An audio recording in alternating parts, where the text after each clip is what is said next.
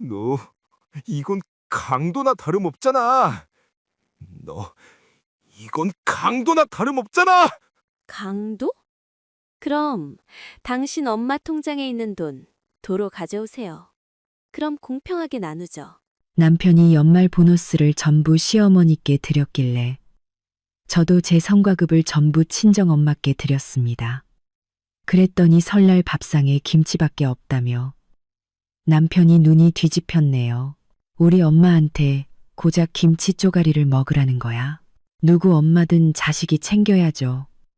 드시기 싫으면 마세요. 이서연. 이게 무슨 짓이야. 박준호의 고함 소리는 천장이 떠나갈 듯 했습니다. 그는 밥상 위에 덩그러니 놓인 김치 접시를 가리키며 눈을 부릅떴습니다. 저는 태연하게 김치 한 조각을 집어 입에 넣고 맛있게 씹었습니다. 설날 저녁 식사잖아요. 뭐가 문제예요? 설날에 고작 이걸 먹는다고. 그는 믿을 수 없다는 듯 저를 쳐다봤습니다. 그리고는 식탁 위에 놓인 또 다른 초라한 반찬, 두부 부침을 쳐다봤죠. 우리 엄마가 처음으로 우리 집에서 설 보내시는 건데 겨우 김치에 두부 부침을 대접해 저는 고개를 들어 맞은편에 앉은 시어머니 김숙자 씨를 쳐다봤습니다. 곱게 관리된 그녀의 얼굴에는 서운함과 불만이 가득했습니다. 입술은 일자로 굳게 닫혀 있었고 눈빛은 온통 저를 비난하고 있었죠. 뭐가 어때서요? 저는 두부 한 조각을 더 집으며 말했습니다. 김치가 뭐 어때서요? 김치는 반찬 아니에요? 이서연. 박준호가 식탁을 내리치자 그릇들이 요란하게 소리를 냈습니다. 적당히 좀 해. 엄마가 시골에서 멀리까지 오셨는데 고작 이걸로 대접하는 게 말이 돼. 내 양심은 개나 줘버렸어? 저는 젓가락을 내려놓고 조용히 그를 바라봤습니다. 거실의 시계가 째깍째깍 울리고 창밖에서는 불꽃놀이가 한창이었습니다. 다른 집에서 들려오는 웃음소리가 우리 집에 이 비꼬는 듯한 상황을 더욱 도드라지게 만들었죠. 양심. 제가 피식 웃었습니다. 박준호 씨, 지금 나한테 양심을 얘기하는 거예요. 무슨 뜻이야? 그가 미간을 찌푸렸습니다. 제 말뜻은요. 저는 또박또박 말했습니다. 각자 엄마는 각자 자식이 챙기는 거라고요. 드시기 싫으면 마시고요. 김숙자 씨는 마침내 참지 못하고 눈물을 터뜨렸습니다. 준호야, 이것 좀 보렴. 얘가 지금 무슨 태도니? 내가 너희랑 설쇠려고 이 멀리까지 왔는데 고작 이걸 주다니. 내가 널 어떻게 키웠는데 이런 수모를 당하게 해. 박준호의 얼굴은 시퍼렇게 질렸습니다. 그는 저를 죽일 듯이 노려봤습니다. 이서연, 당장 우리 엄마한테 제대로 된 설음식 차려드려. 그럼 이번 일은 없던 걸로 해줄게.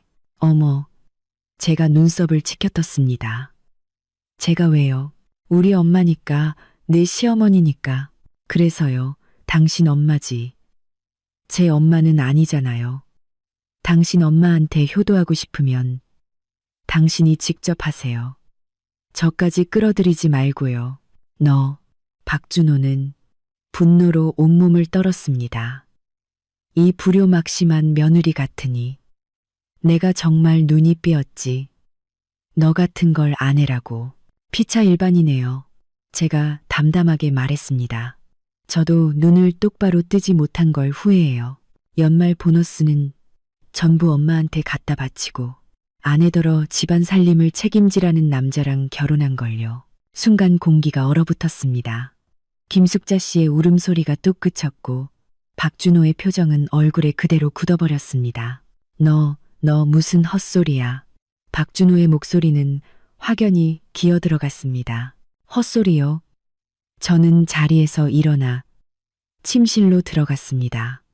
서랍에서 은행 거래 내역서 몇 장을 꺼내 식탁 위에 던졌죠. 지난달 15일 당신 연말 보너스 800만 원. 당일 전부 당신 엄마한테 이체했더군요. 여기 이체 기록 있는데 똑똑히 보실래요? 박준호의 얼굴은 파랗게 질려 입술만 달싹일 뿐 아무 말도 못했습니다. 김숙자 씨가 그 내역서를 낚아채 훑어보더니 즉시 소리쳤습니다. 뭐가 어때서? 아들이 엄마한테 용돈 주는 게 뭐가 문제야? 내가 쟤를 어떻게 키웠는데 효도하는 게 당연한 거 아니니? 당연하죠. 너무 당연하죠. 저는 고개를 끄덕였습니다. 그래서 저도 저희 엄마한테 효도하는 게 당연하다고 생각했어요. 그래서 제 성과급 500만 원 그저께 저희 엄마한테 전부 보내드렸어요. 아주 공평하지 않나요? 뭐? 너희 엄마한테 줬다고? 박준호가 눈을 동그랗게 떴습니다. 그건 우리 집 돈이잖아. 우리 집 돈? 제가 코웃음을 쳤습니다. 그럼 당신 보너스는 우리 집 돈 아니었어요. 그랬다면 왜 당신 엄마한테 보낼 때 저랑 상의 한마디 안 했죠? 만약 그게 우리 집 돈이 아니었다면 제 성과급도 우리 집 돈이 아니에요. 제가 누구한테 주든 제 마음인데 문제 있나요? 박준호는 제 말에 반박하지 못하고 얼굴만 불그락부르락했습니다. 김숙자 씨가 거래 내역서를 식탁에 던지며 어른 행세를 하기 시작했습니다. 서연아, 그건 네가 잘못한 거야. 여자는 시집 오면 시댁 사람이야. 돈도 당연히 시댁에서 관리해야지. 네가 친정엄마한테 돈을 보내. 그건 경우가 아니지. 경우요. 제가 웃었습니다. 누구 경우요? 어머님이 정하신 경우요. 그럼 어머님 경우대로라면 아들 돈은 전부 엄마 거고 며느리 돈도 전부 시댁 거고 며느리 친정엄마는 굶어 죽어도 상관없다는 거네요. 너 말이면 다인 줄 알아. 김숙자 씨가 벌떡 일어났습니다. 사람 말하고 있잖아요. 제가 그녀를 똑바로 쳐다봤습니다. 안타깝게도 어머님은 못 알아들으시지만요. 박준호가 마침내 정신을 차리고 제 코앞에 손가락질을 했습니다. 이서연, 경고하는데 당장 우리 엄마한테 사과해. 안 그러면 뭐요? 제가 그의 시선을 피하지 않았습니다. 저라도 때리시게요. 해보시죠. 하지만 그 전에 이거부터 보시는 게 좋을 거예요. 저는 침실에서 또 다른 서류 봉투를 가져와 식탁 위에 올려놓았습니다. 이게 뭔데? 박준호가 미간을 찌푸렸습니다. 이혼 서류요. 제가 담담하게 말했습니다. 제 쪽은 도장 다 찍었고 당신만 찍으면 돼요. 거실은 죽은 듯이 고요해졌습니다. 창밖에 불꽃이 터지며 형형색색의 빛이 우리 세 사람의 얼굴을 비췄습니다. 박준호의 표정은 분노에서 충격으로 그리고 믿을 수 없다는 표정으로 변해갔습니다. 그는 떨리는 손으로 서류를 집어들고 몇 장 넘겨보더니 고개를 들어 저를 봤습니다. 너 진심이야? 그럼요. 저는 다시 자리에 앉아 마지막 남은 두부 한 조각을 집었습니다. 지금 제가 소꿉장난하는 걸로 보여요. 김숙자 씨도 어안이 벙벙해져 아들을 봤다가 저를 봤다가 했습니다. 상황이 자신의 통제를 벗어났다는 것을 깨달은 듯 했죠. 서연아, 이게 무슨 설날에 이혼이라니 얼마나 재수 없는 소리니. 돈 문제라면 다시 얘기해보자. 응? 그녀의 말투가 부드러워졌습니다. 더 이상 얘기할 거 없어요. 저는 젓가락을 놓고 입을 닦았습니다. 박준호 씨, 지난 1년간 정말 지긋지긋했어요. 당신 월급은 항상 부족했고 제 월급으로 살림을 꾸렸죠. 당신 돈은 전부 당신 엄마한테 효도하는 데 썼고 집안 생활비는 전부 제 몫이었어요. 그런데도 당신 엄마는 제가 돈을 헤프게 쓴다고 타박했죠. 올 때마다 음식 맛이 없네, 집이 더럽네, 사사건건 잔소리하셨고요. 저는 깊은 숨을 내쉬고 말을 이었습니다. 그 모든 걸 참았어요. 하지만 당신이 연말 보너스를 단 한 푼도 남기지 않고 전부 당신 엄마한테 줬을 줄은 몰랐어요. 다음 달 아파트 대출금이 얼마인지 소위 학원비 내야 하는 건 아세요? 자동차 정비 받을 때가 된 건요? 박준호는 입을 번긋했지만 아무 말도 못했습니다. 모르시겠죠? 제가 대신 대답했습니다. 당신은 그런 거 신경 안 쓰니까요. 당신은 오직 효자 노릇하는 데만 관심 있잖아요. 당신 엄마 앞에서 잘난 척하는 거에만요. 박준호 씨, 저 이제 지쳤어요. 더는 이 집의 현금인 줄기 겸 가정부 노릇은 못하겠어요. 네, 내가 고칠게. 박준호의 목소리가 기어 들어갔습니다. 고친다고요?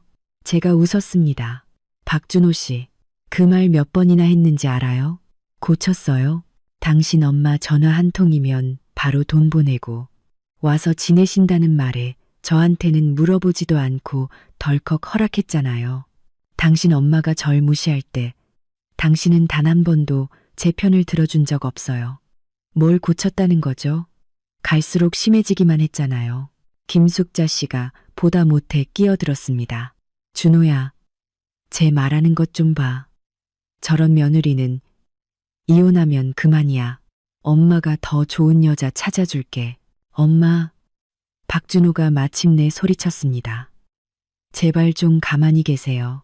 김숙자 씨는 아들의 고함에 잠시 멍해지더니 이내 다시 눈물을 쏟아냈습니다.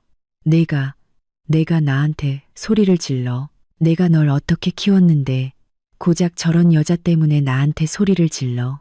저는 이 모자간의 눈물겨운 드라마를 보며 모든 게 허무하게 느껴졌습니다. 저는 자리에서 일어나 침실로 향했습니다. 어디가? 박준호가 물었습니다. 짐 싸러요. 제가 말했습니다. 오늘 밤은 호텔에서 잘 거예요. 3일 줄게요.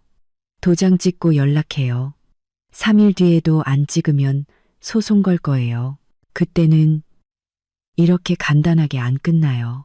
서연아. 박준호가 제 팔을 붙잡았습니다. 우리 얘기 좀 해. 제대로 얘기 좀 하자. 저는 그의 손을 뿌리쳤습니다. 할 얘기 없어요. 박준호 씨, 내가 기회를 너무 많이 줬어요. 이번엔 끝이에요. 저는 침실로 들어가 짐을 싸기 시작했습니다. 거실에서는 김숙자 씨의 울음소리와 박준호의 설득하는 목소리가 뒤섞여 한편의 부조리극처럼 들렸습니다. 그리고 저는 마침내 그 연극의 조연에서 하차하기로 결심했습니다. 캐리어를 챙겨 침실을 나서자 박준호는 여전히 창백한 얼굴로 거실에 서 있었습니다. 김숙자 씨는 소파에 앉아 눈물을 훔치고 있었고 저를 보자마자 매섭게 쏘아봤습니다. 서연아, 가지마. 박준호의 목소리에는 애원이 담겨 있었습니다. 오늘 설날이잖아. 무슨 일이든 명절 지나고 얘기하면 안 될까? 명절 지나고 제가 웃었습니다. 명절 지나면 정월 대보름이라 안 된다고 할 거고 그러다 2월, 3월 계속 미룰 거잖아요. 박준호 씨, 그 수법 너무 뻔해요. 저는 캐리어를 끌고 현관으로 향했습니다. 이서연. 박준호의 목소리가 갑자기 단호해졌습니다. 너 오늘 이 문 밖으로 나가면 다시는 돌아올 생각하지 마. 저는 걸음을 멈추고 그를 돌아봤습니다. 그의 표정은 복잡했습니다. 분노, 두려움, 억울함, 그리고 제가 한 번도 본 적 없는 서늘함까지. 박준호 씨, 제가 차분하게 말했습니다. 그 말 그대로 돌려줄게요. 당신이 오늘 도장 안 찍으면 나중엔 찍고 싶어도 이렇게 쉽게는 안 될 거예요. 말을 마친 저는 문을 열고 나갔습니다. 등 뒤로 문이 닫히며 그 숨 막히는 집과 저를 분리시켰습니다. 복도는 조용했습니다. 이웃집의 웃음소리와 TV 소리가 희미하게 들려왔습니다. 저는 캐리어를 끌고 엘리베이터로 향했습니다. 엘리베이터 문이 열리자 안은 텅 비어 있었습니다. 저는 안으로 들어가 1층 버튼을 눌렀습니다. 엘리베이터가 천천히 내려가는 동안 거울에 제 얼굴이 비쳤습니다. 30살 눈가에는 이미 잔주름이 잡혀 있었지만 눈빛은 피곤하면서도 단호했습니다. 휴대폰이 울렸습니다. 엄마였습니다. 서연아, 밥은 먹었니? 준호랑 어머님은 다 괜찮으시고 엄마의 목소리는 다정했습니다. 응, 먹었어. 다 괜찮아. 제가 차분하게 말했습니다. 엄마, 새해 복 많이 받아. 그래, 우리 딸도 새해 복 많이 받아. 내일 집에 올 거지? 엄마가 내가 제일 좋아하는 만두 빚어놨어. 응, 꼭 갈게. 전화를 끊자 눈가가 뜨거워졌습니다. 엘리베이터가 1층에 도착하고 문이 열렸습니다. 저는 캐리어를 끌고 건물 밖으로 나섰습니다. 차가운 바람이 불꽃놀이에 화약 냄새와 함께 얼굴을 스쳤습니다. 거리에서는 아이들이 폭죽을 터뜨리며 까르르 웃고 있었습니다. 저는 깊게 숨을 들이쉬고 휴대폰을 꺼내 가장 가까운 호텔을 예약했습니다. 그리고 캐리어를 끌고 설날 밤의 차가운 바람 속으로 걸어 들어갔습니다. 등 뒤에 남겨진 한때 나의 집이었던 그곳은 불이 환하게 켜져 있었지만 저는 뒤도 돌아보지 않았습니다. 호텔 방은 눈물이 날 만큼 따뜻했습니다.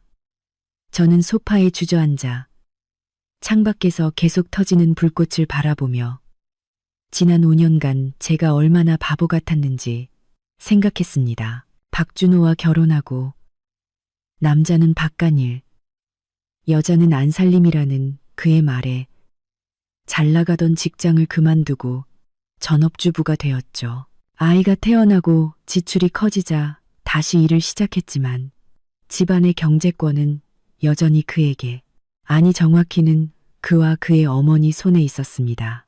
박준호는 매달 생활비로 겨우 쓸 만큼의 돈만 줬고 제 월급은 가족 비상금이라는 명목으로 저축해야 했습니다.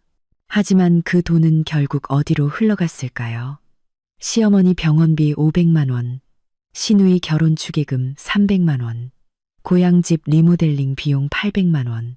박준호는 매번 빌리는 거라고 했지만 갚는 것을 본 적이 없습니다. 저는 마치 감사 인사도 받지 못하는 현금 인출기 같았죠. 휴대폰이 계속 진동했습니다. 전부 박준호가 보낸 메시지였습니다. 서연아, 돌아와. 엄마는 주무셔. 우리 제대로 얘기 좀 하자. 오늘 내가 잘못했어. 너한테 소리 지르면 안 됐는데, 설날인데, 이러지 말자. 응. 저는 이 메시지들을 보며 헛웃음이 나왔습니다. 그는 항상 이런 식이었죠. 싸우고 나면 사과하고, 잘못했다고, 고치겠다고 말하지만, 다음 날이면 모든 게 똑같았습니다. 저는 답장을 보냈습니다. 박준호 씨, 서류에 도장은 찍었어요. 한참 동안 답이 없었습니다. 5분쯤 지나서야 답장이 왔습니다. 서연아, 꼭 이렇게까지 해야겠어. 우리 수년간의 정이 있잖아. 저는 차갑게 웃으며 타자를 쳤습니다. 정이란 게 연말 보너스는 전부 엄마한테 주고 나더러 살림을 책임지라는 건가요? 정이란 게 당신 엄마가 날 무시할 때 당신은 한마디도 안 거드는 건가요? 박준호 씨, 나한테 정 얘기하지 마세요. 당신은 그럴 자격 없어요. 이번에는 아주 오랫동안 답장이 없었습니다. 저는 휴대폰을 내려놓고 욕실로 들어갔습니다. 거울 속 여자의 눈가는 붉었지만 눈빛은 맑았습니다. 이서연, 정신 차려. 저 남자는 한 번도 널 동등한 배우자로 대한 적이 없어. 넌 그냥 그가 집에 들인 가정부, 현금 인출기, 출산 도구일 뿐이야. 씻고 침대에 누웠지만 잠이 오지 않았습니다. 휴대폰이 다시 울렸습니다. 이번엔 제 절친 유나였습니다. 서연아, 어때? 김치 대첩은 성공했어? 유나의 목소리는 신나 있었습니다. 성공했지. 제가 쓴 웃음을 지었습니다. 지금 호텔이야. 이혼 서류도 줬어. 정말? 유나가 소리쳤습니다. 드디어 결심했구나. 너무 잘됐다. 내가 그 인간 쓰레기 너한테 안 어울린다고 했지. 최유나는 제 대학 동기이자 저희 집 사정을 아는 유일한 친구입니다.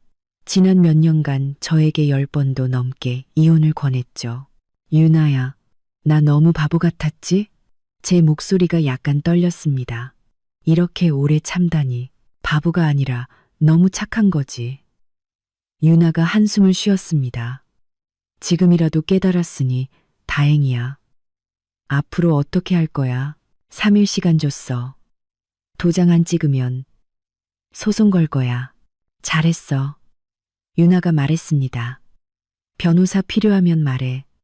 우리 사촌 오빠가 이혼 전문인데 엄청 유능해. 그래. 연락 좀 해줘. 전화를 끊고 나니 겨우 잠이 쏟아졌습니다. 막 잠이 들렸는데 휴대폰이 또 울렸습니다. 시어머니 김숙자 씨였습니다. 망설이다가 전화를 받았습니다. 이서연, 내 아들을 집에 혼자 두고 너 혼자 호텔에 가? 내가 며느리야. 전화기 너머로 다짜고짜 퍼붓는 목소리가 들렸습니다. 김숙자 여사님, 제가 차분하게 말했습니다. 저희 곧 이혼할 거니까 전 이제 며느리가 아니에요. 뭐? 그녀는 제 말에 잠시 할 말을 잃었습니다. 내가 분명히 말하는데 이혼은 해도 좋아. 하지만 내 아들 돈은 한 푼도 못 가져가. 그건 다 우리 박씨 집안 돈이야. 어머, 제가 웃었습니다. 그건 법원에서 판단하겠죠. 하지만 여사님, 한 가지 알려드릴게요. 혼인 기간 중 재산은 부부 공동 재산이에요. 당신 아들이 지난 몇 년간 모은 돈도 포함해서요. 그리고 이 집 생활비 대부분은 제 월급으로 충당했어요. 따지고 보면 당신 아들이 저한테 빚진 거죠. 헛소리마. 김숙자 씨의 목소리가 날카로워졌습니다. 내 아들 돈은 다 집에 썼어. 오히려 네가 몰래 친정에 돈 빼돌렸지. 얼마나 줬는지 누가 알겠어.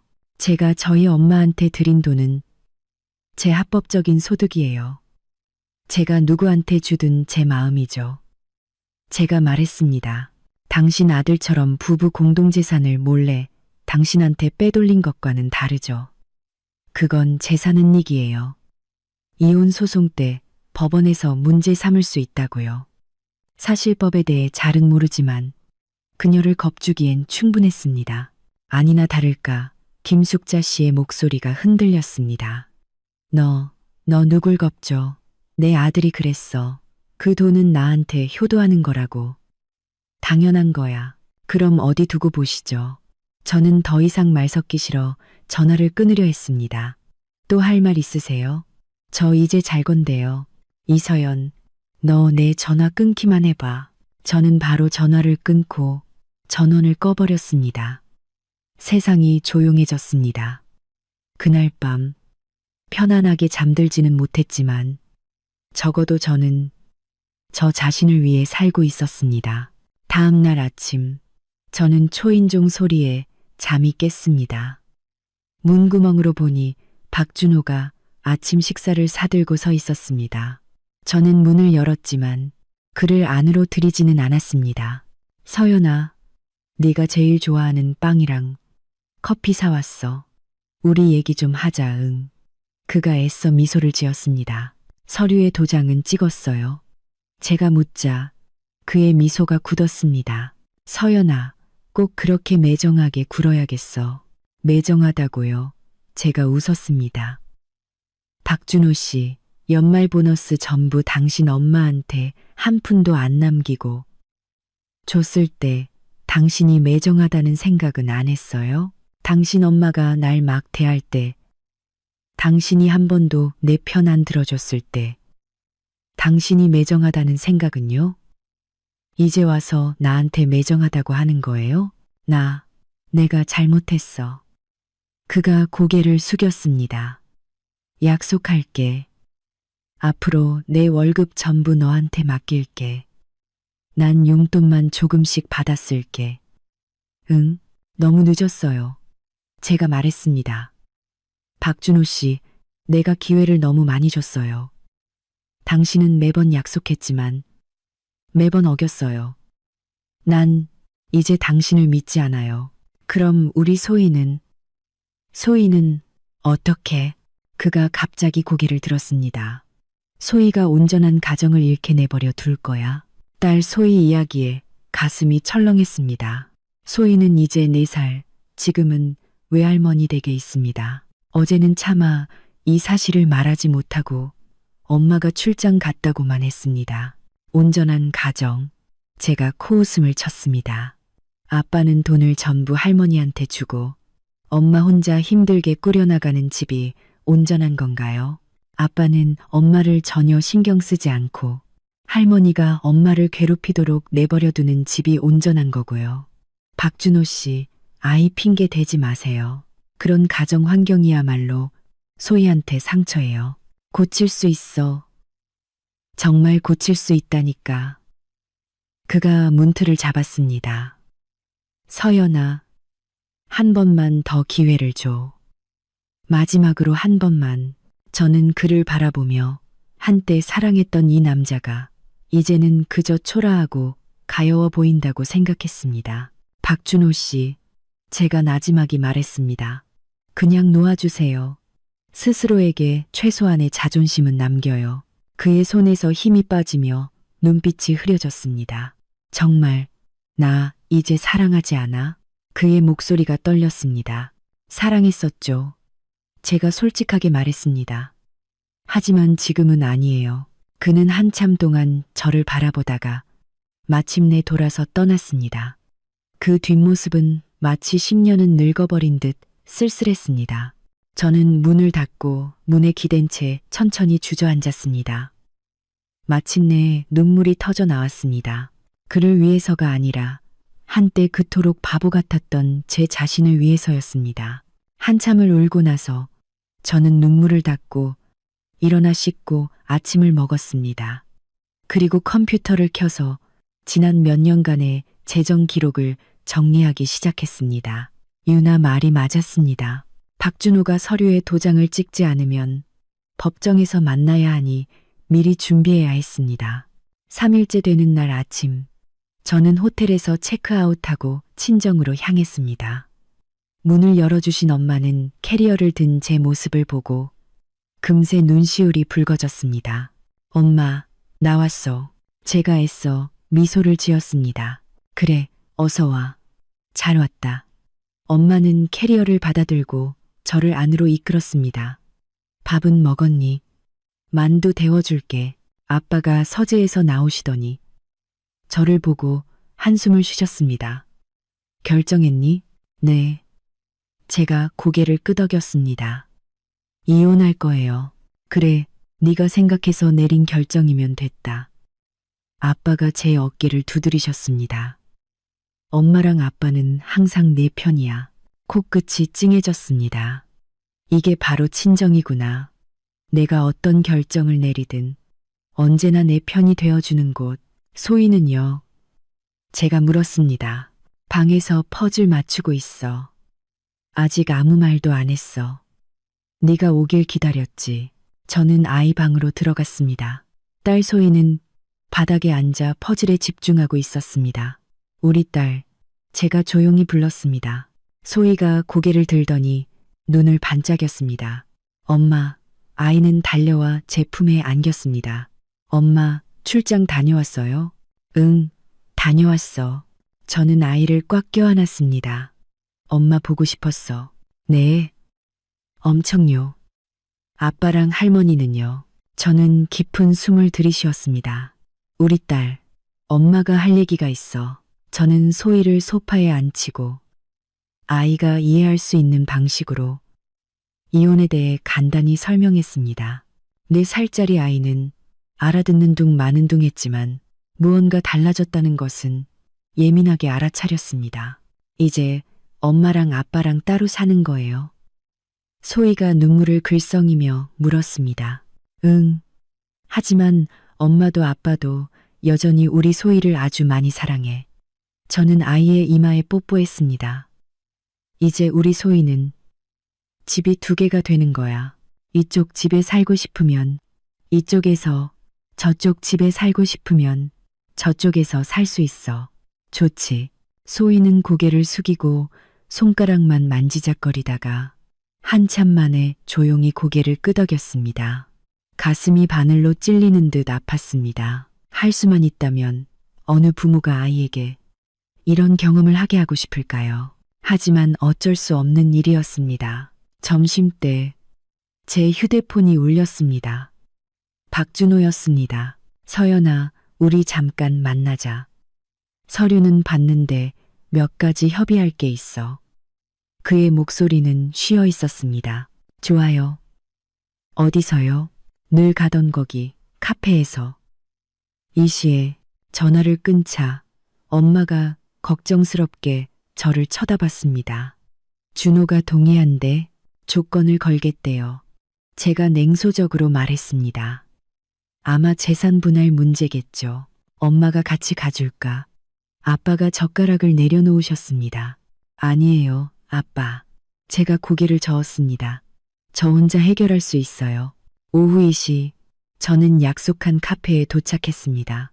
박준호는 이미 와 있었고, 앞에는 거의 마시지 않은 커피가 놓여 있었습니다. 그는 눈밑이 거뭇한 게 무척 초췌해 보였습니다. 저는 자리에 앉아 아메리카노를 시켰습니다. 말씀하세요. 조건이 뭐죠? 박준호가 복잡한 눈빛으로 저를 바라봤습니다. 서연아, 우리 꼭 이렇게 해야만 해? 박준호 씨, 만약 저를 불러낸 이유가 그런 말을 하기 위해서라면 더 이상 할 얘기 없어요. 제가 일어나려 하자 그가 다급하게 말했습니다. 잠깐만, 도장 찍을게. 대신 조건이 몇 가지 있어. 저는 다시 자리에 앉았습니다. 말해요. 첫째, 소위 양육권은 내가 가질게. 제가 웃었습니다. 불가능해요. 박준호 씨, 당신이 소희를 돌본 적이 있기나 해요? 애가 어느 어린이집 다니는지, 뭘 좋아하고 뭘 무서워하는지는 알아요?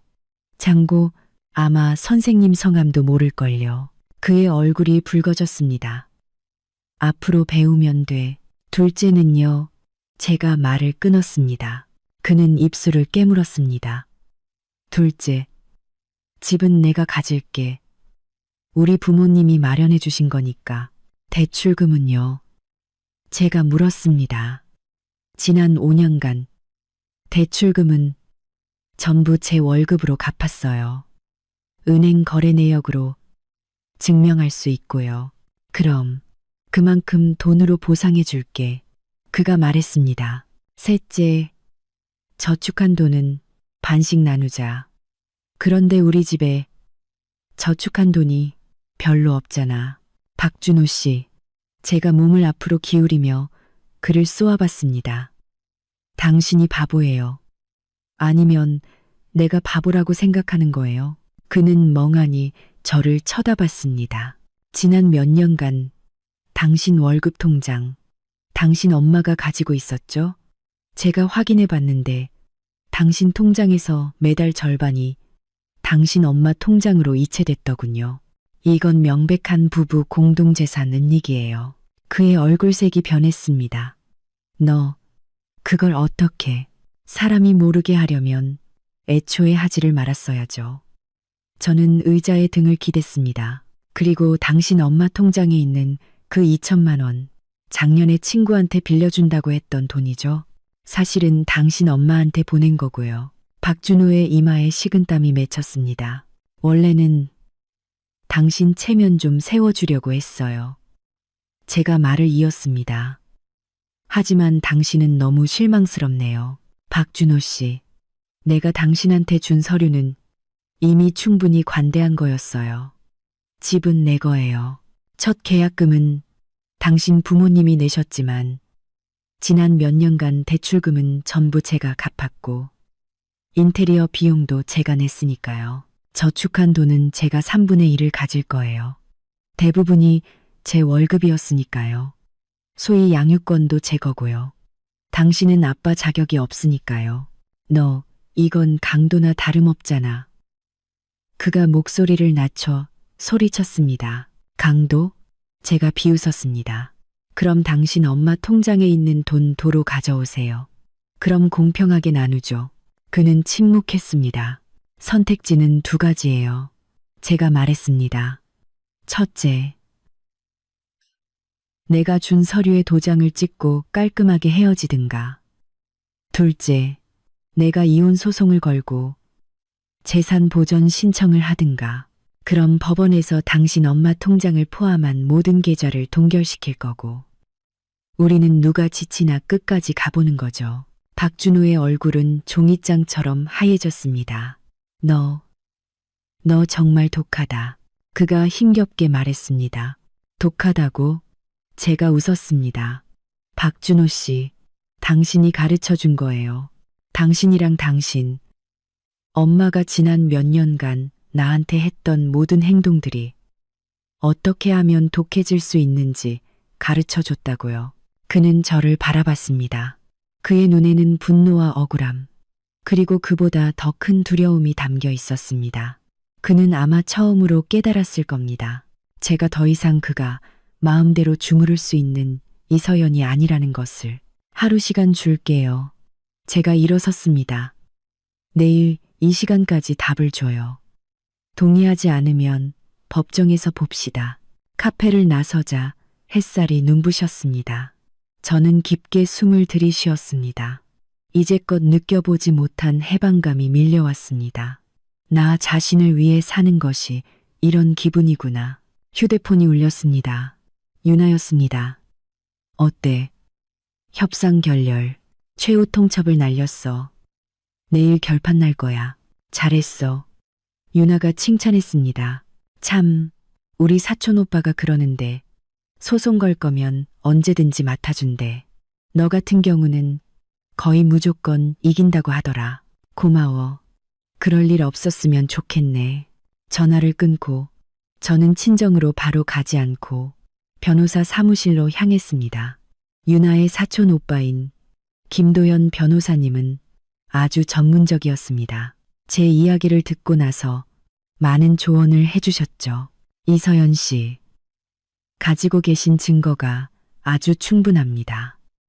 은행 거래 내역, 메신저 대화 기록, 그리고 시어머니와의 대화 녹음 파일까지 모두 유리한 증거들이에요. 소송을 제기하면 승소할 확률이 매우 높습니다.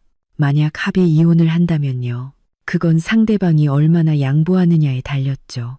하지만 제 경험상 박준호 씨 같은 마마보이 타입은 재산 문제에 있어서 쉽게 포기하지 않을 겁니다. 네, 알겠습니다. 변호사 사무실에서 나오니 이미 해가 져 있었습니다.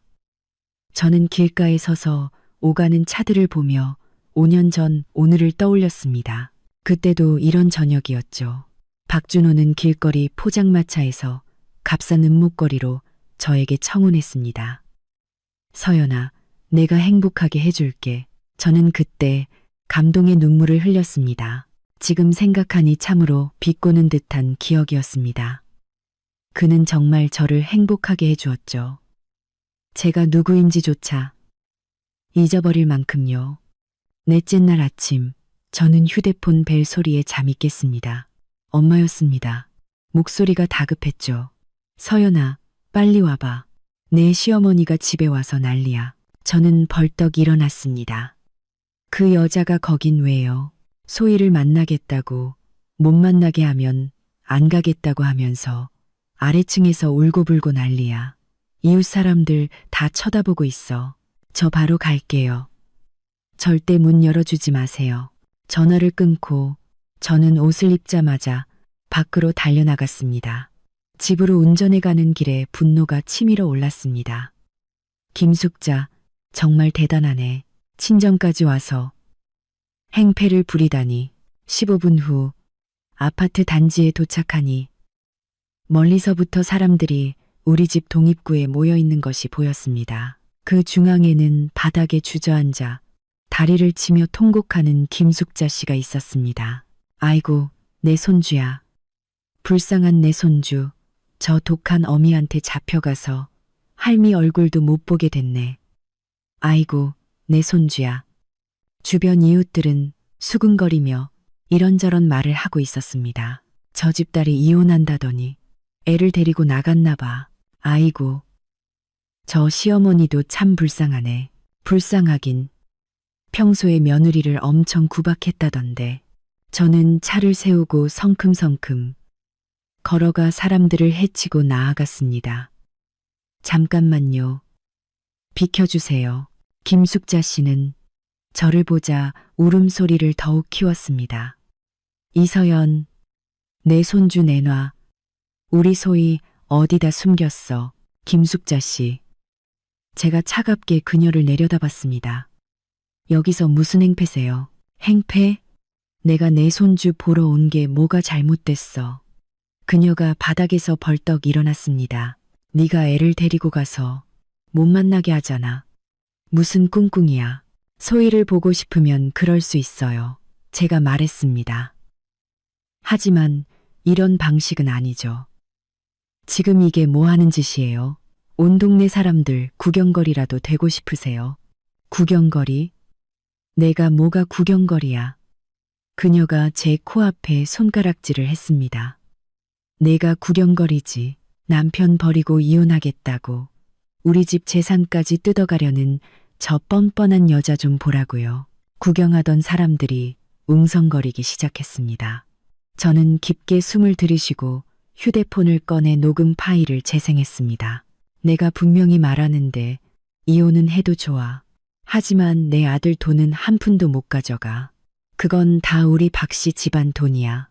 내 아들 돈은 다 집에 썼어. 오히려 네가 몰래 친정에 돈 빼돌렸지. 얼마나 줬는지 누가 알겠어. 휴대폰에서 김숙자 씨의 날카로운 목소리가 흘러나오자 그녀의 얼굴색이 순식간에 변했습니다. 너 녹음했어. 그녀가 믿을 수 없다는 듯 저를 쳐다봤습니다. 네, 녹음했어요. 제가 담담하게 말했습니다. 어머님이 우리 집에 오시겠다고 했을 때부터, 박준호 씨가 연말 보너스를 전부 드렸을 때부터 전부 녹음했어요. 김숙자 씨, 지난 몇 년간 저한테 어떻게 하셨는지 제가 똑똑히 기억하고 있다고요. 주변 사람들의 눈빛이 변했습니다. 세상에, 저 시어머니 정말 대단하네. 아들 보너스는 자기가 다 받고 며느리더러 살림하라고 했다니 너무하네. 김숙자 씨의 얼굴이 불그락푸르락해지더니 갑자기 바닥에 주저앉아 다시 울기 시작했습니다. 세상에 이런 법이 어디 있어. 며느리가 시어미를 잡네. 녹음까지 해서 날 죽이려고 드네. 계속 우세요. 전 경찰에 신고했으니까요. 곧 도착할 거예요. 공공장소 소란죄는 구류 15일까지 가능하대요. 그녀의 울음소리가 뚝 그쳤습니다. 뭐? 네, 내가 경찰에 신고를 해. 네. 제가 휴대폰을 보며 말했습니다. 아마 곧 도착할 거예요. 말이 끝나기 무섭게 멀리서 사이렌 소리가 들려왔고 경찰 2명이 차에서 내렸습니다. 누가 신고하셨습니까? 저요. 제가 손을 들었습니다. 경찰관님, 이 여사님께서 저희 집 앞에서 소란을 피우고 계십니다. 경찰이 김숙자 씨를 쳐다봤습니다.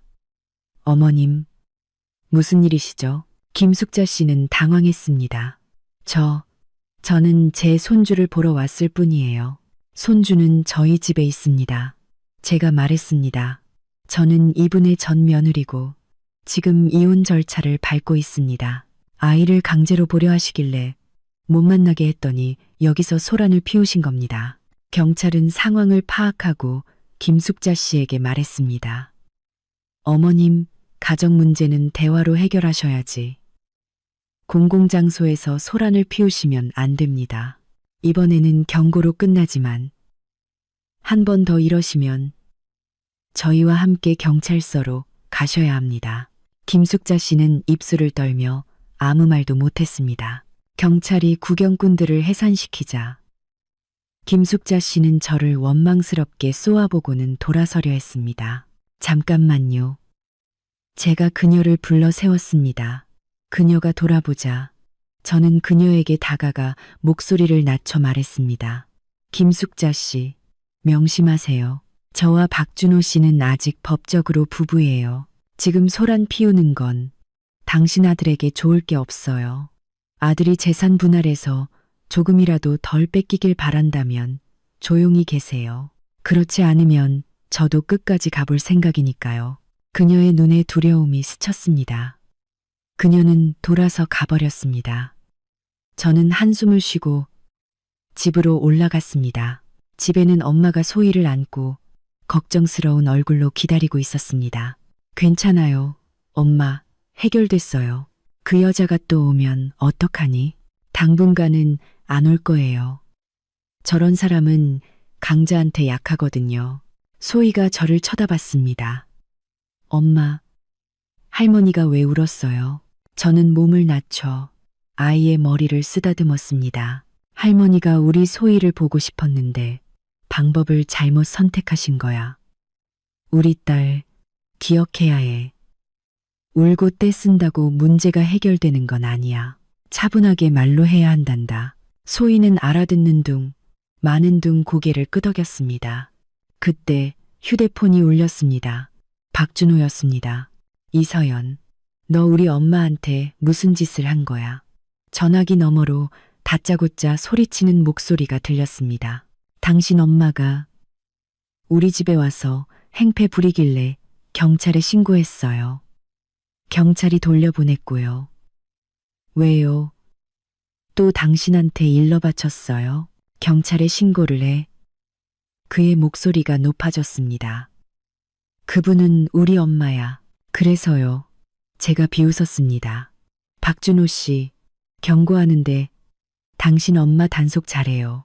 한 번만 더 와서 소란 피우면 다음엔 경찰 신고로 안 끝나요. 지금 나 협박하는 거야? 협박이 아니라 경고예요. 그리고 최후 통첩 기한이 다가오고 있는데 생각은 해봤어요? 전화기 저편은 한동안 조용했습니다.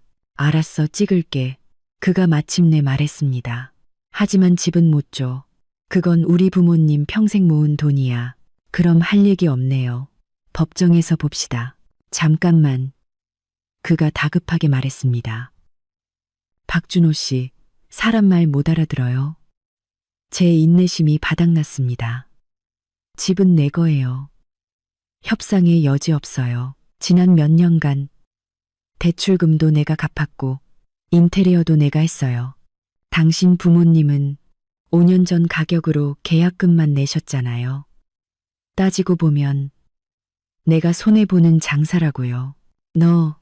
너 정말 날 죽일 셈이구나. 그러시든가요. 저는 말을 마치고 전화를 끊었습니다. 엄마가 걱정스럽게 저를 쳐다봤습니다. 너무 매몰차게 구는 거 아니니? 엄마, 남한테 관대하면 나 자신한테 잔인해지는 거예요. 지난 몇 년간 제가 너무 관대해서 저 사람들이 절 이렇게 우습게 본 거라고요. 휴대폰이 다시 울렸습니다. 모르는 번호였습니다. 받아보니 김숙자 씨였습니다. 하지만 말투는 훨씬 공손해져 있었습니다. 서연이, 맞니? 나 준호 엄마다.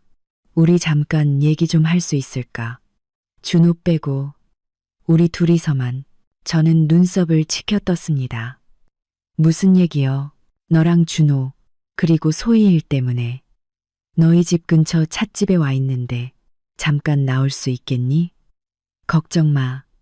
정말 우리 둘이서만 조용히 얘기할 거니까. 망설이다가 대답했습니다.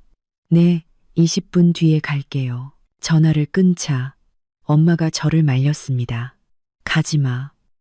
무슨 꿍꿍이가 있을지 어떻게 알아? 괜찮아요, 엄마. 대낮에 설마 어쩌겠어요. 그리고 무슨 말을 하는지 들어보고 싶기도 하고요. 찻집 룸에 들어서니 김숙자 씨가 이미 기다리고 있었습니다. 아까 행패를 부리던 모습과는 달리 단정한 옷차림에 립스틱까지 바르고 있었습니다. 앉으렴. 그녀가 권했지만 저는 그녀가 따라준 차에는 손도 대지 않았습니다. 서연아. 그녀가 입을 열었습니다. 그 다정한 말투가 오히려 어색했습니다. 오늘 일은 내가 잘못했다. 내가 너무 조급해서 앞으로 소희를 못 볼까봐 그랬어. 본론만 말씀하세요. 제가 말을 끊었습니다. 무슨 얘기를 하고 싶으신데요? 그녀는 멋쩍게 웃었습니다. 내가 지난 몇 년간 너한테 잘해주지 못한 거 안다. 하지만 나한테는 준호 하나뿐인 아들이라 어릴 때부터 오냐오냐 키워서 어쩔 수 없이 편애를 좀 했어. 편애가 아니죠. 제가 말했습니다. 어머님은 저를 사람 취급도 안 하셨잖아요. 그녀의 미소가 굳었습니다. 그래, 내가 잘못했다. 그녀는 심호흡을 했습니다. 하지만 서연아, 부부는 하루를 살아도 정이 남는 법인데, 너랑 준호가 함께한 세월이 얼만데, 소희도 있고, 정말 이 가정을 깨뜨릴 거니? 가정을 깬 건 제가 아니에요. 제가 말했습니다. 박준호 씨, 그리고 어머님이죠. 준호게 잘못했다고 하더라. 나한테도 말했어. 앞으로 월급도 다 너한테 맡기고 네 말이라면 뭐든지 듣겠다고. 서연아, 한 번만 더 기회를 주면 안 되겠니? 저는 그녀를 보며 헛웃음이 나왔습니다. 어머님, 그 말을 믿으세요? 30살 먹은 아들이 아직도 어머님 말씀이라면 꼼짝 못하는데 그가 정말 변할 수 있을까요? 변할 수 있어. 꼭 변할 거야. 내가 약속할게. 앞으로는 절대 너희 일에 간섭 안 할게. 너희끼리 잘 살아보렴. 응. 늦었어요. 제가 고개를 저었습니다. 제 마음은 이미 떠났어요. 그녀의 얼굴이 굳어졌습니다. 이서연, 너 꼭 그렇게 매정해야겠니? 잊지 마. 넌 이혼녀의 애까지 딸렸어. 앞으로 누가 널 데려가겠니?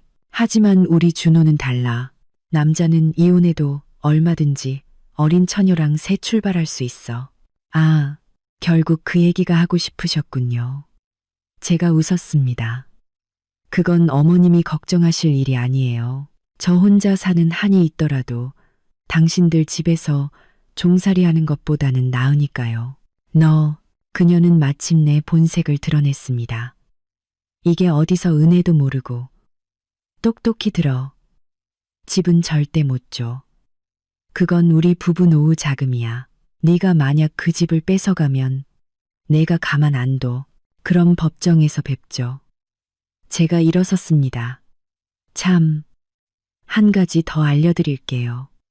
박준호 씨가 지난 몇 년간 어머님께 보낸 돈, 제가 다 받아낼 겁니다. 그건 부부 공동 재산이니까요. 그가 마음대로 처분할 권리가 없다고요. 그녀의 얼굴이 하얘졌습니다. 네, 네가 감히, 제가 감히 하는지 못하는지 지켜보세요. 저는 문가로 걸어가 그녀를 돌아봤습니다. 김숙자 씨, 제가 지난 몇 년간 어머님을 참아들인 건 무서워서가 아니라 박준호 씨 얼굴을 봐서였어요.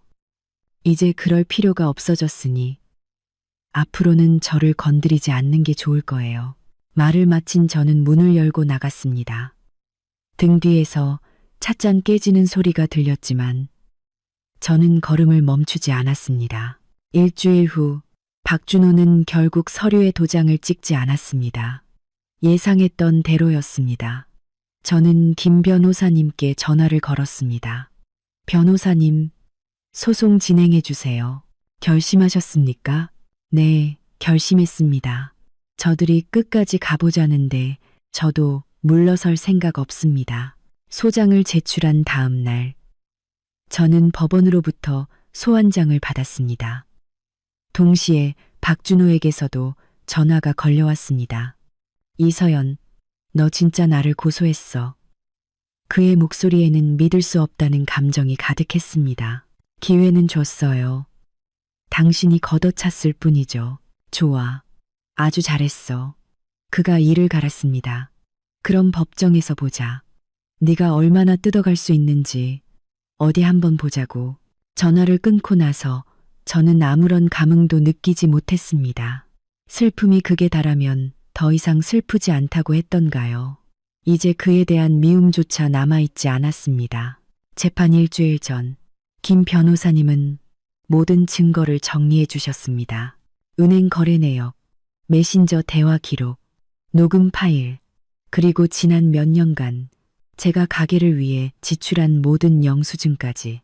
이서연 씨, 증거는 충분합니다. 하지만 이혼 소송은 판사님이 먼저 조정을 시도할 겁니다. 마음의 준비를 하셔야 합니다. 알고 있습니다. 하지만 조정은 받아들이지 않을 겁니다. 재판 당일 저는 검은색 정장을 입고 옅은 화장을 했습니다. 거울 속 제 모습은 더 이상 과거에 위축된 이서연이 아니었습니다. 법정에는 박준호와 그의 변호사가 맞은편에 앉아 있었습니다. 그는 저를 한 번 쳐다봤습니다. 그 눈빛에는 원망과 약간의 후회가 섞여 있는 듯 했습니다. 중년의 여성 판사님은 아주 단호해 보였습니다. 원고 이서연, 피고 박준호, 두 분의 이혼 소송에 대한 조정을 시작하겠습니다. 법원의 주재하에 협의를 통해 문제를 해결할 의향이 있으십니까? 없습니다. 제가 단호하게 말했습니다. 판사님은 저를 한번 쳐다보고는 박준호에게 시선을 돌렸습니다. 피고는 어떻습니까? 박준호가 망설이자 그의 변호사가 옆에서 무언가 속삭였습니다. 저는 협의할 의향이 있습니다. 판사님이 저에게 다시 물었습니다. 피고는 협의 의사가 있다고 하는데 원고는 다시 한번 생각해 볼 의향이 없습니까? 판사님, 저는 이미 충분히 협의를 시도했습니다. 제가 말했습니다. 소송을 제기하기 전에 피고에게 3일의 시간을 주었고 이혼 합의서까지 작성해서 전달했습니다. 하지만 피고가 서명을 거부했습니다. 따라서 더 이상 협의의 필요성을 느끼지 못합니다. 판사님은 고개를 끄덕이고 서류를 검토했습니다. 그렇다면 본 재판을 시작하겠습니다. 원고, 소송 취지를 진술하십시오. 저는 깊은 숨을 들이쉬고 진술을 시작했습니다. 결혼 생활부터 시작해서 박준호가 어떻게 월급 통장을 시어머니에게 맡겼는지, 연말 보너스를 전부 시어머니에게 보냈는지, 가정을 돌보지 않고 시어머니가 저를 괴롭히도록 방관했는지, 저는 차분하고 논리적으로 말했습니다. 하지만 제 말 한마디 한마디는 칼날 같았고 박준호의 얼굴은 점점 하얘졌습니다. 거짓말이야. 그가 제 말을 끊었습니다. 내가 언제 가정을 안 돌봤어. 나도 이 집을 위해 희생했다고. 피고, 법정 질서를 지켜주십시오. 판사님이 의사봉을 두드렸습니다. 원고의 진술이 끝나면 발언 기회를 드리겠습니다. 저는 진술을 마치고 마지막으로 제 요구사항을 말했습니다. 이혼, 딸의 양육권, 집의 소유권, 그리고 저축액의 3분의 2, 또한 박준호가 그동안 시어머니에게 빼돌린 돈을 반환할 것을 요구했습니다. 피고, 할 말 있습니까? 판사님이 묻자 박준호의 변호사가 일어났습니다. 판사님, 원고의 진술에는 과장되고 사실과 다른 부분이 있습니다. 첫째, 피고가 월급 통장을 어머니께 맡긴 것은 효심의 표현이었으며 어머님은 그 돈을 개인적으로 사용하지 않으시고 단지 보관만 하셨습니다. 둘째, 연말 보너스를 드린 것 또한 피고 개인의 효심 표현이었으며 그 돈의 일부는 가정 생활비로 사용되었습니다. 셋째, 집의 첫 계약금은 피고의 부모님이 마련해 주신 것으로 이는 혼전 재산에 해당하므로 부부 공동 재산 분할 대상이 될 수 없습니다. 이해 있습니다. 김 변호사님이 일어났습니다. 판사님, 첫 계약금은 피고의 부모님이 마련하셨지만 이는 혼인 관계가 지속되는 중에 이루어졌으며 집의 명의 또한 부부 공동 명의로 되어 있습니다. 관련 법규에 따라 이는 부부 공동 재산에 해당합니다. 이 일을 받아들입니다. 판사님이 말하자 박준호의 변호사는 당황한 기색으로 말을 이었습니다. 그렇다 하더라도 피고 부모님이 지원해 주신 부분은 피고 개인에 대한 증여로 보아야 하며 분할 대상에 포함되어서는 안 됩니다. 이해 있습니다. 김 변호사님이 다시 일어났습니다. 그것이 피고 개인에 대한 증여라는 증거는 어디에도 없습니다. 또한 혼인 기간 중 대출금은 원고의 월급으로 상환되었고 인테리어 비용 또한 원고가 부담했습니다. 이 집에 대한 원고의 기여도가 훨씬 큽니다. 판사님은 고개를 끄덕였습니다. 그 후에 변론은 더욱 치열해졌습니다. 박준호의 변호사는 집과 저축은 공평하게 나누어야 하며 피고가 안정적인 직업과 수입이 있으므로 양육권은 피고에게 주어져야 한다고 주장했습니다. 김 변호사님은 이를 조목조목 반박하며 증거를 제시했습니다. 판사님, 증거 3호를 봐주십시오. 이는 피고의 메신저 대화 기록으로 피고의 어머니가 수차례 원고에게 언어적 모욕과 비하를 가한 내용이 담겨 있습니다. 이러한 가정 환경은 아이의 성장에 결코 바람직하지 않습니다. 모함이야. 박준호가 벌떡 일어났습니다. 우리 엄마는 그런 적 없어. 피고, 판사님이 엄하게 그를 쳐다봤습니다. 법정 질서를 지켜주십시오. 박준호는 힘없이 주저앉았습니다. 판사님, 증거 4호를 봐주십시오. 김 변호사님이 말을 이었습니다. 이는 은행거래 내역으로 피고가 지난 3년간 총이 800만 원을 어머니께 이체한 기록입니다. 이 기간 동안 가정의 주된 생활비는 원고가 부담했습니다.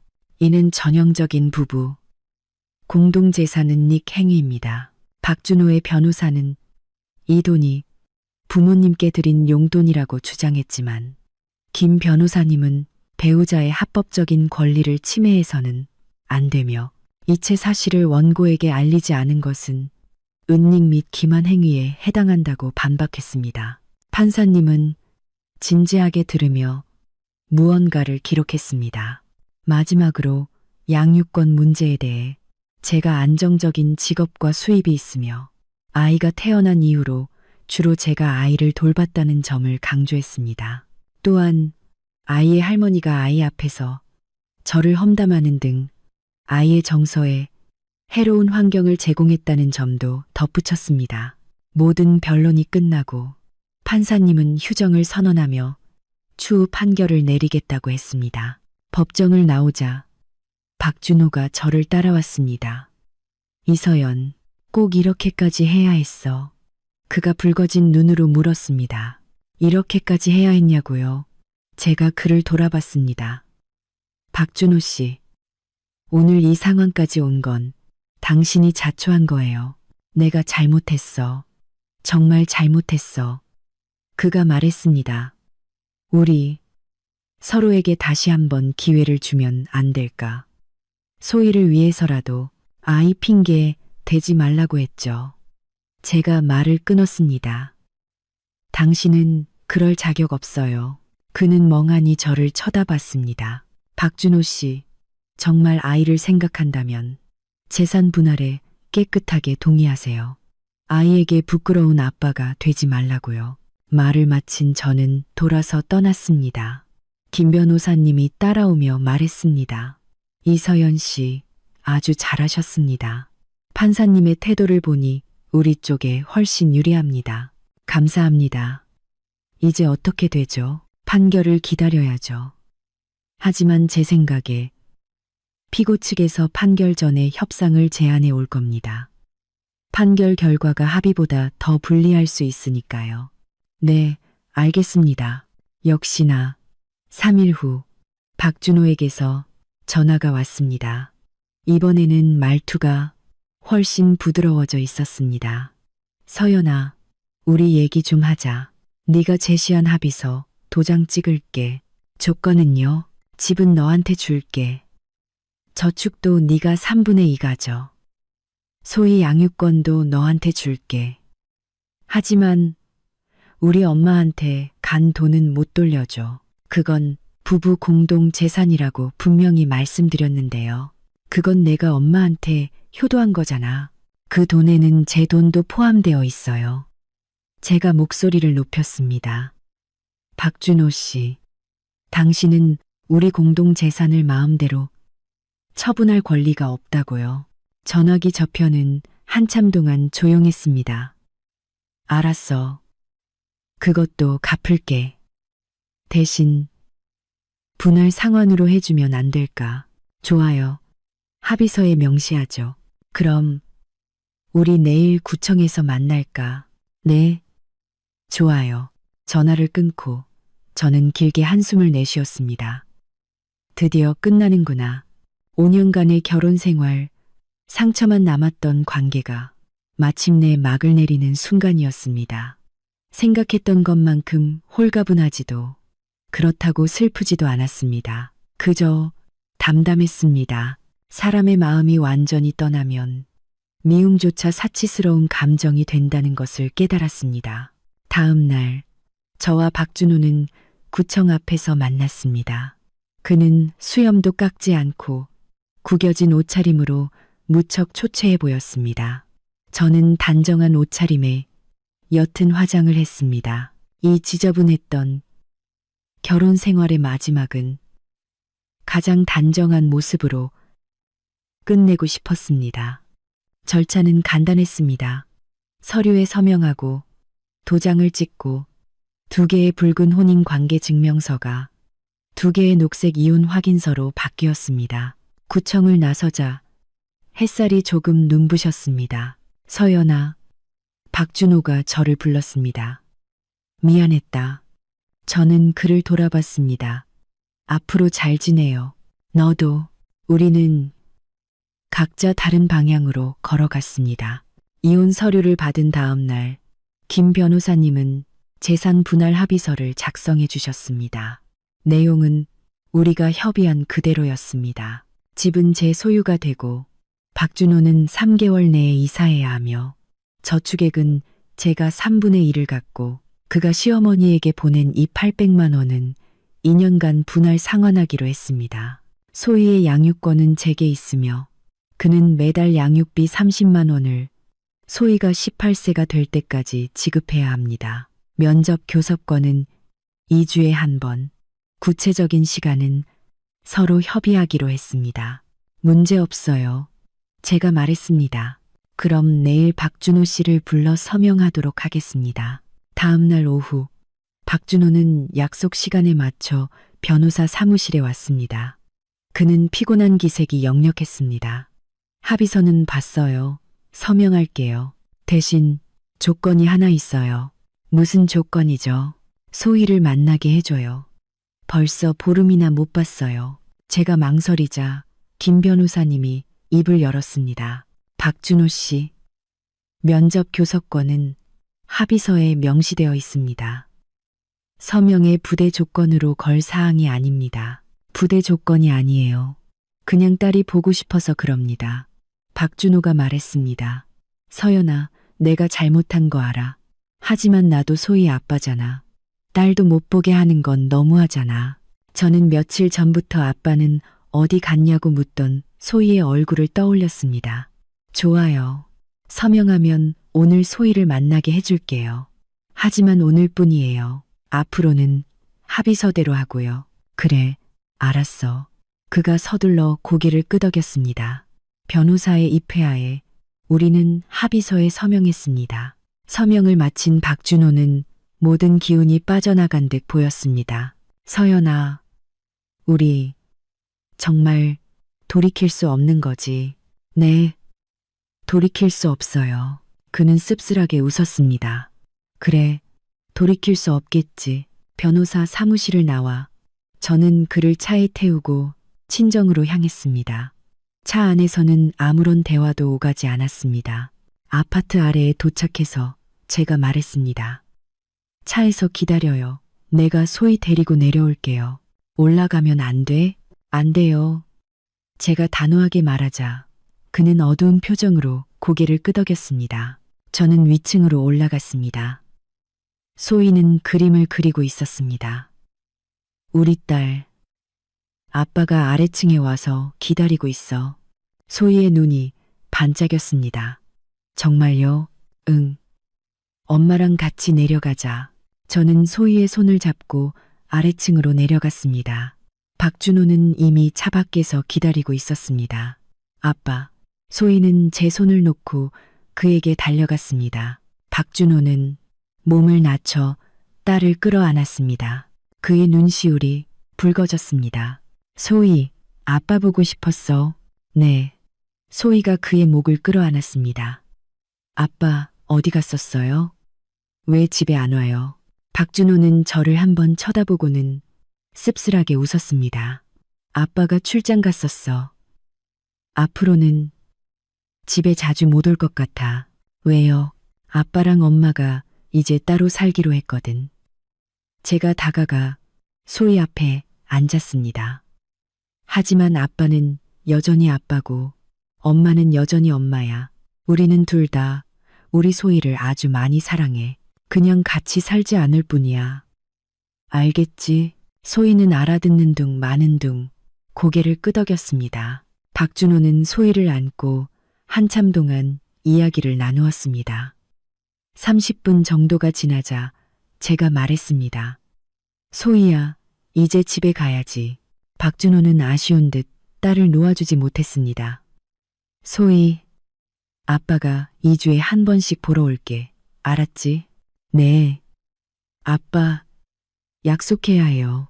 그럼 박준호는 딸의 이마에 뽀뽀했습니다. 딸이 위층으로 올라가는 것을 보고 박준호가 저를 불렀습니다. 서연아, 고맙다. 고마워할 필요 없어요. 당신은 소희 아빠니까요. 당연한 권리예요. 내가 예전에 잘못했던 거 알아. 하지만 고칠게. 좋은 아빠가 될게. 그러길 바라요. 그리고 그가 망설였습니다. 우리 엄마 일 말인데 돈은 꼭 갚을게. 떼먹지 않을 거야. 그러는 게 좋을 거예요. 안 그러면 강제 집행 신청할 수밖에 없으니까요. 그는 씁쓸하게 웃었습니다. 넌 여전히 직설적이구나. 당신들한테는 그럴 필요가 있으니까요. 저는 말을 마치고 위층으로 올라갔습니다. 그 후 저는 바쁜 이혼 후의 삶을 시작했습니다. 가장 먼저 한 일은 박준호가 집에서 나가게 하는 것이었습니다. 약속한 3일 후 저는 김 변호사님과 열쇠 수리공을 데리고 예전 집으로 갔습니다. 박준호는 이미 짐을 싸고 있었습니다. 그의 짐은 몇 개의 상자로 끝났습니다. 다 쌌어. 여기 열쇠. 저는 열쇠를 받아들었습니다. 수도, 전기, 가스 요금은 다 정산했어. 여기 영수증. 네가 내야 할 절반은 내 몫의 저축액에서 제할게. 알았어요. 그가 고개를 끄덕였습니다. 그럼 잘 있어. 서연아. 그가 저를 불렀습니다. 마지막으로 하나만 물어봐도 돼? 물어봐요. 나 아직 미워? 저는 7년을 사랑하고 5년을 함께 살았던 이 남자를 바라봤습니다. 한때는 그와 평생을 함께 할 거라 믿었고 그가 제 세상의 전부라고 생각했습니다. 하지만 지금은 그저 낯설게만 느껴졌습니다. 안 미워요. 제가 솔직하게 말했습니다. 누군가를 미워하는 건 너무 힘든 일이니까요. 지금은 그냥 잘 살고 싶어요. 소희 잘 키우면서 그는 씁쓸하게 웃었습니다. 그래. 그럼 됐어. 행복해라. 당신도요. 그는 캐리어를 끌고 떠났습니다. 저는 고통스러운 기억으로 가득 찼던 이 집에 서서 마침내 홀가분함을 느꼈습니다. 이서연 씨, 도움이 필요하십니까? 김 변호사님이 물었습니다. 아니요, 괜찮습니다. 감사합니다. 이제부터 다시 시작해야죠. 가장 먼저 한 일은 현관 자물쇠를 바꾸는 것이었습니다. 이 집은 이제 온전히 제 것이 되었습니다. 두 번째는 인테리어를 새로 하는 것이었습니다. 박준호가 좋아했던 어두운 색의 가구는 모두 버리고 시어머니가 남겨둔 낡은 물건들도 전부 처분했습니다. 이 불쾌한 기억으로 가득 찬 공간을 저와 소희의 진정한 집으로 만들고 싶었습니다. 세 번째는 일이었습니다. 이혼 후에는 더 많은 수입이 필요했습니다. 다행히 예전 동료가 창업을 하면서 경험 있는 재무 컨설턴트가 필요하다고 해서 시간도 유연하고 보수도 좋은 그 일을 맡게 되었습니다. 낮에는 회사에 출근하고 밤에는 부업을 하고 주말에는 소희와 함께 시간을 보냈습니다. 피곤했지만 충실한 나날이었습니다. 이혼 후 첫 달, 박준호에게서 양육비와 첫 번째 분할 상환금이 들어왔습니다. 그는 약속을 지켰습니다. 저는 그 돈을 소희의 교육비 통장에 따로 모으기 시작했습니다. 생활은 점차 제 궤도를 찾아갔습니다. 가끔 소희를 데리러 갈 때 박준호를 마주쳤습니다. 그는 약속대로 2주에 한 번씩 소희를 데리러 와서 공원이나 놀이동산에 데려가고 아이가 좋아하는 아이스크림을 사주었습니다. 좋은 아빠가 되려고 노력하는 모습이 보였습니다. 저도 점차 마음이 편안해졌습니다. 누군가를 미워하는 것은 결국 나 자신을 괴롭히는 일이니까요. 한 달 후 집 인테리어가 끝났습니다. 저는 소희와 함께 친정에서 우리 집으로 이사했습니다.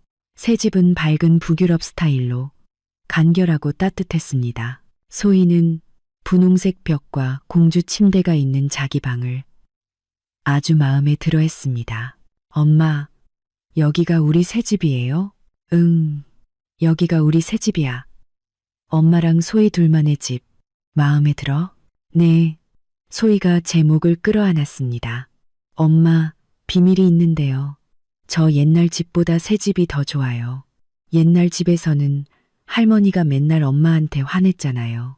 저 그거 싫었어요. 코끝이 찡해졌습니다. 아이는 모든 것을 알고 있었습니다. 이제 괜찮아. 앞으로는 엄마랑 소희, 그리고 외할머니, 외할아버지만 있을 거야. 우리 행복하게 살자. 그날 저녁, 저는 새집 이사를 축하하며 푸짐한 저녁을 차렸습니다. 엄마도 오셔서 케이크를 사오셨죠. 우리 서연이의 새로운 출발을 축하하며 새로운 출발을 위하여 저도 잔을 들었습니다. 건배. 소희도 우유잔을 들었습니다. 집안은 오랜만에 웃음소리로 가득 찼습니다. 이게 바로 집다운 모습이었습니다. 저녁 식사 후 엄마를 배웅하며 제가 말했습니다. 엄마, 저를 지지해 주셔서 감사해요. 바보 같은 소리. 내가 네 엄마인데 널 지지하지. 누굴 지지하겠니? 앞으로 잘 살아. 저 사람들한테 네가 얼마나 잘 사는지 똑똑히 보여줘. 엄마를 보내고 위층으로 올라오니 소희는 이미 잠들어 있었습니다. 저는 발코니에 서서 밤하늘을 바라봤습니다. 이혼한 지 한 달, 저는 위축된 전업주부에서 자신감 넘치는 싱글맘으로 변해 있었습니다. 이 길은 쉽지 않았지만 저는 해냈고 앞으로는 더 잘 해낼 것입니다. 휴대폰이 울렸습니다. 유나였습니다. 서연아, 한잔하자. 내 자유를 축하해야지. 좋지. 주말에 엄마가 소희 봐주실 때 만나자. 콜. 그날은 취할 때까지 마시는 거야. 이혼 후 두 번째 달, 제게 직업적인 전환점이 찾아왔습니다. 회사에서 새로운 프로젝트를 시작하면서 지사의 재무 총괄 책임자를 1년간 파견해야 했습니다. 그 자리는 제 현재 직급보다 2단계 높고 연봉도 50%나 인상되는 좋은 기회였습니다. 하지만 한 가지 문제가 있었습니다. 지사가 다른 도시에 있어서 매주 출장을 가야 했습니다. 저는 망설였습니다. 소희가 막 어린이집에 다니기 시작해서 엄마의 손길이 많이 필요할 때였기 때문입니다. 서연 씨, 아주 좋은 기회야. 직속 상사인 이 부장님께서 저를 부르셨습니다.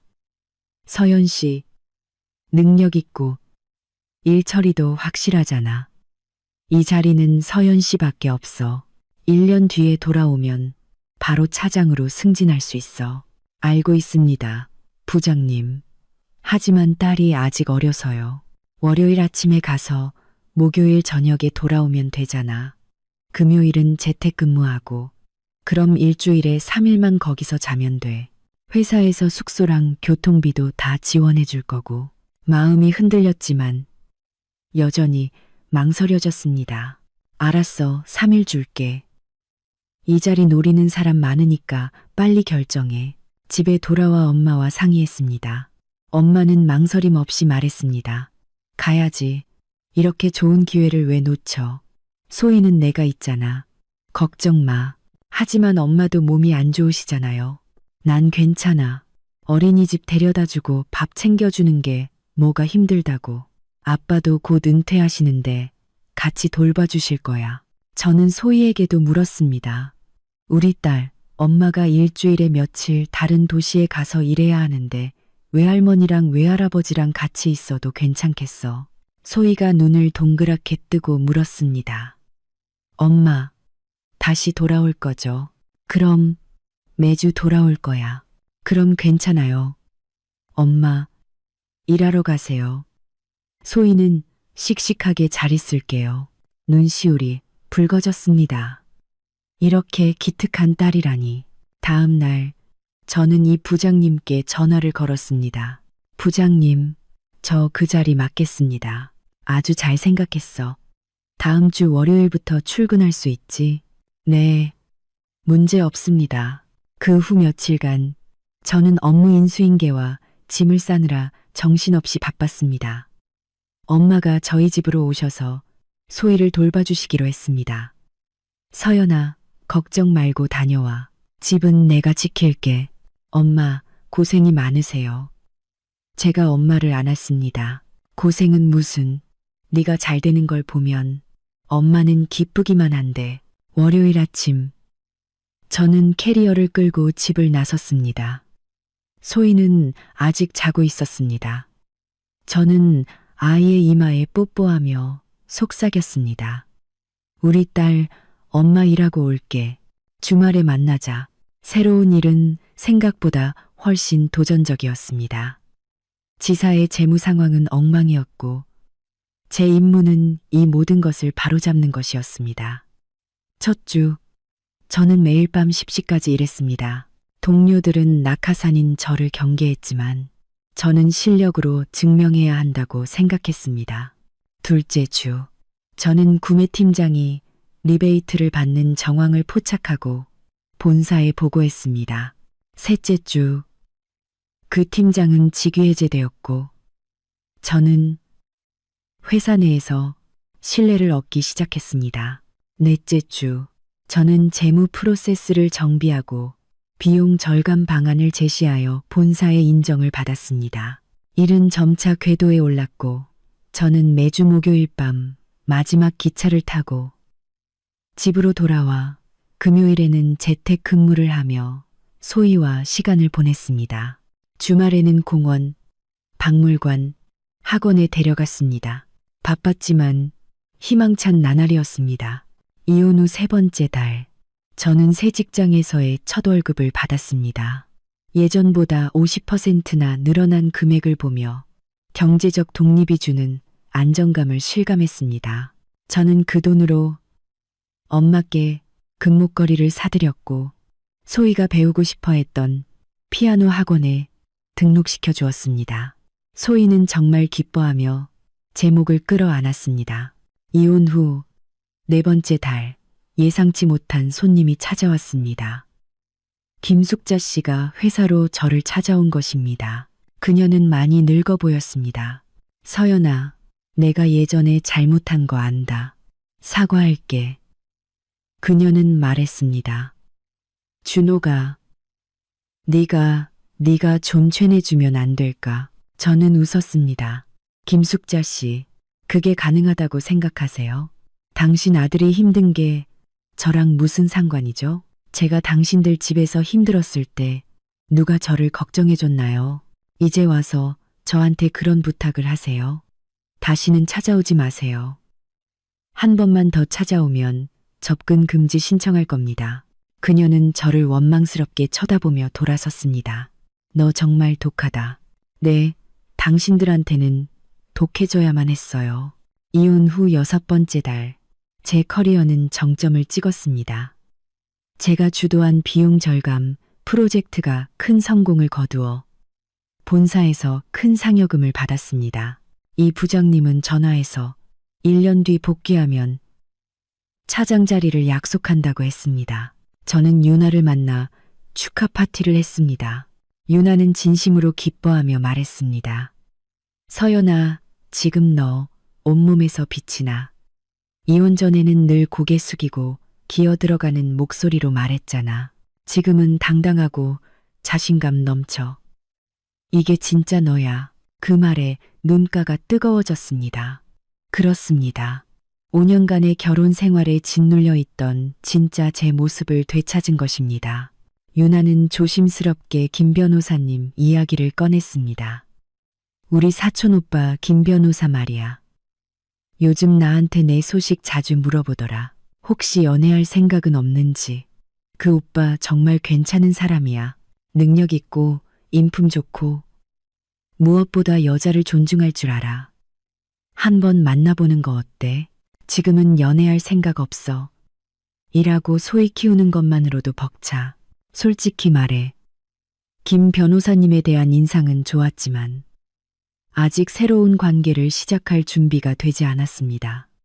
상처를 치유하고 더 나은 제가 될 시간이 필요했습니다. 그러던 어느 주말 놀이공원에서 우연히 김 변호사님과 마주쳤습니다. 그는 조카와 함께 와 있었습니다. 우리는 함께 회전 목마를 타고 점심을 먹었습니다. 그는 아이들을 잘 챙기고 유머러스하고 세심한 사람이었습니다. 혼자 아이 키우면서 일하는 거 정말 대단하세요. 그가 말했습니다. 익숙해졌어요. 지금 생활에 아주 만족해요.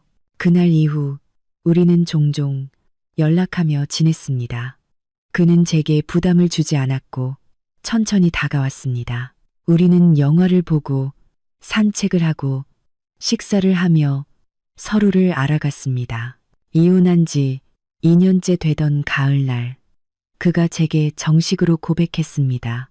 서연 씨, 결혼을 전제로 당신과 만나고 싶습니다. 그의 진심 어린 눈빛에 제 마음도 조금씩 열리기 시작했습니다. 네, 좋아요. 우리의 관계는 천천히 그리고 단단하게 발전했습니다. 엄마도 소희도 그를 아주 좋아했습니다. 연말 회사 송년회에서 그는 모두가 보는 앞에서 제게 청혼했습니다. 서연 씨, 저와 결혼해 주세요. 저는 망설였습니다. 생각할 시간이 필요해요. 그는 제 결정을 존중해 주었습니다. 괜찮아요. 얼마든지 기다릴게요. 그날 밤 저는 잠 못 이루고 많은 생각을 했습니다. 그리고 다음 날 그에게 대답했습니다. 네, 당신과 결혼할게요. 우리는 작은 결혼식을 올렸습니다. 소희가 예쁜 드레스를 입고 화둥이 되어 주었습니다. 저는 다시 한번 사랑을 믿기로 했습니다. 결혼 생활은 행복했습니다. 그는 다정한 남편이었고 소희에게는 좋은 아빠가 되어 주었습니다. 1년 후 저는 아들을 낳았습니다. 우리는 아이의 이름을 도윤이라고 지었습니다. 소희는 동생을 무척 예뻐했습니다. 한 쌍의 남매를 보며 저는 제가 원하던 삶이 바로 이런 것이라고 생각했습니다. 안정되고 행복하고 사랑받는 삶. 가끔 박준호의 소식을 들었습니다. 그는 재혼했지만 여전히 시어머니와의 갈등으로 힘들어한다고 했습니다. 한 번은 쇼핑몰에서 그 가족을 멀리서 본 적이 있습니다. 그는 많이 늙고 지쳐 보였습니다. 저를 발견하고는 고개를 숙이고 급히 자리를 피했습니다. 우리는 이제 완전히 다른 세상에 살고 있었습니다. 제 세상은 햇살 가득하고 그의 세상은 여전히 그늘져 있었습니다. 하지만 이제 그 모든 것은 저와 상관없는 일이었습니다. 지금 저는 아주 행복합니다. 사랑하는 남편과 사랑스러운 아이들, 저를 지지해주는 가족, 그리고 성공적인 커리어가 있습니다. 이혼한 지 3년. 저는 제가 원하던 모습으로, 아니 그보다 더 나은 모습으로 살고 있습니다. 어느 날 저녁 남편이 저를 안으며 물었습니다. 무슨 생각해? 그냥 지금 너무 행복해서 앞으로는 더 행복할 거야. 창밖의 달빛은 부드럽고 집안은 따뜻했습니다. 넘어지면 일어나고 상처받으면 치유하고 잃어버리면 더 좋은 것을 얻는 것, 포기하지만 않는다면 삶은 언제나 우리에게 놀라운 선물을 준다는 것을 저는 이제 압니다. 그리고 저의 이야기는 행복하게 계속될 것입니다.